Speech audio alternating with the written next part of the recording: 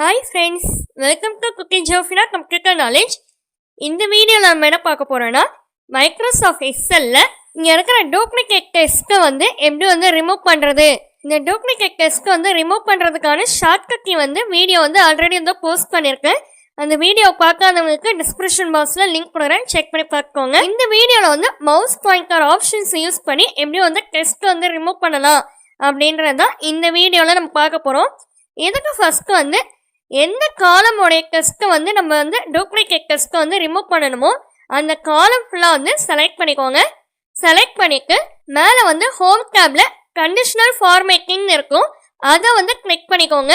அங்கே குக்கியாக இருக்கிற drop down list simple இருக்குல்ல, அதை கிளிக் பண்ணிக்கோங்க. கிளிக் பண்ணிக்கோனே அதோடைய ஆப்ஷன்ஸ் எல்லாம் டிஸ்பிளே ஆகும். அதில் ஹைலைட் செல் ரூல்ஸ்ன்னு இருக்கும், அதை கிளிக் பண்ணிக்கோங்க. இப்போ அதுக்குள்ளே இருக்கிற ஆப்ஷன்ஸ் எல்லாமே டிஸ்பிளே ஆகும். அதில் ரிமூவ் வேல்யூஸ்ன்னு இருக்குல்ல, அதை கிளிக் பண்ணிக்கோங்க. இப்போ நமக்கு எந்தெந்த வேல்யூஸ்லாம் டூப்ளிகேட்டாக இருக்குதோ அது எல்லாமே டிஸ்பிளே ஆகும். இப்போ அங்கே குக்கியோட டயலாக் பாக்ஸ் ஓப்பன் ஆயிருக்குல்ல, அந்த டயலாக் பாக்ஸில் ஓகேன்ற ஆப்ஷனை கிளிக் பண்ணிக்கோங்க. இப்போ நமக்கு டூப்ளிகேட் டெஸ்ட் எல்லாமே ஹைலைட் பண்ணி டிஸ்பிளே ஆகும். இப்போ டிஸ்பிளே ஆனோடனே இப்போ இந்த டெஸ்ட் டேட்டா ஃபுல்லாக செலக்ட் பண்ணிக்கோங்க. கண்ட்ரோல் ஏ கிளிக் பண்ணிங்கன்னா ஃபுல்லாக அந்த டேட்டாஸ் ஃபுல்லாக செலக்ட் ஆகிடும். செலக்ட் ஆனதுக்கப்புறம் மேலே டேட்டான்னு ஒரு டேப் இருக்குல்ல, அதை கிளிக் பண்ணிக்கோங்க.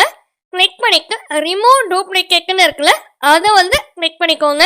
இப்போ ஒரு டயலாக் பாக்ஸ் அங்கே ஓப்பன் ஆயிருக்கும். அதில் நேம்ஸு ஜான்வரி மந்த்து, பிப்ரவரி, மார்ச் மந்த்து எல்லாமே கிளிக் பண்ணியிருக்கோம்.